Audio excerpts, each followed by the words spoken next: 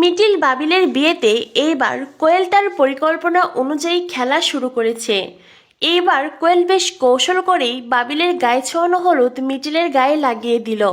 বন্ধুরা, চিরসখা ধারাবাহিকের আজকের পর্বে দেখানো হয়েছে বাবিলের গায়ে হলুদের অনুষ্ঠানে অনন্যা মিঠিকে বলে, সত্যিই রে মিঠি, তুই পারিসও বটে, বড়দের সাথে এত চিৎকার চেঁচামেচি করে কথা বলছিস, সত্যি তুই দেখালি বটে। তখনই মিঠি বলে, হ্যাঁ দেখালাম, দেখার আরও অনেক কিছু বাকি আছে। কি বলতো, আমি যদি না দেখাই তো তোমরা আমাকে নিয়ে সমালোচনা করবে কি করে, তোমরা আমাকে নিয়ে কথা বলবে কি করে। তখনই করছি বলে, আচ্ছা এখন কি এখানে এইসব নিয়েই কথা হবে? না মানে এটা তো বাবিলের গায়ে হলুদের অনুষ্ঠান, আর এখানে মিঠিকে অপমান করা হচ্ছে, এখন কি শুধু মিঠিকে নিয়েই আলোচনা হবে? তখনই অনন্যা বলে, দেখো তোমরা আমাকে ইনভাইট করেছিলে তাই আমি এখানে এসেছিলাম, এখন যদি আমার কোনো দরকার না পড়ে, কোনো প্রয়োজন না থাকে তো আমি চলে যাচ্ছি।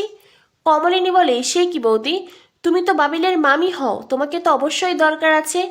আচ্ছা যাই হোক, তোমরা তাড়াতাড়ি বাবিলের গায়ে হলুদের অনুষ্ঠান শুরু করে দাও, আমার ছেলেটার তো আবার ঠান্ডার ধাত আছে, বেশি সময় ভেজা মাথায় থাকলে ওর ঠান্ডা জ্বর আসবে, শেষে আবার আমাদের সবাইকেই সামলাতে হবে।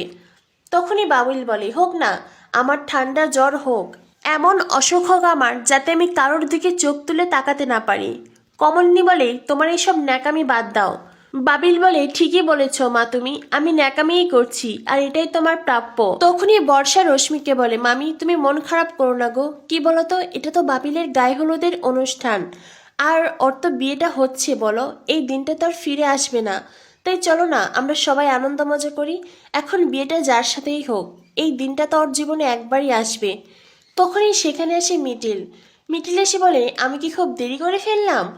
বাবিল তো মিটিলকে দেখে অবাক হয়ে যায়। পাড়া প্রতিবেশী তখন মিটিলকে বলে, এই মেয়েটা আজও এখানে এসেছে, সত্যিই বাবা কি নির্লজ্জ মেয়ে, আজকের দিনেও এখানে এলো।